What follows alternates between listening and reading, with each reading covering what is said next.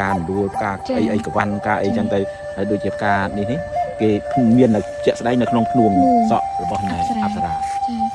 តែលើរកដើមឃើញដើមតិចតួចមែនទេវ៉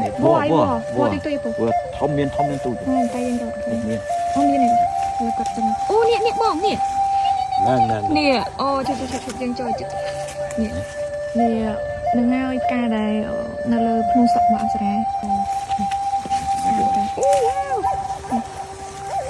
នេះគេហៅផ្កាខ្លោតដែលនៅលើភ្នំសក់អប្សរាយើងដែលសក់ភ្នំហ្នឹងនៅថៃគេដណ្ដើមជីកយកទៅដាំអូចង់បានហើយចង់បានបាទមានដាំការខ្លោតវើខ្លោតវើនេះតាមវាភេទវើអានេះវាមាននៅក្នុងមកត់របស់អប្សរាផ្កាបងការវើនេះ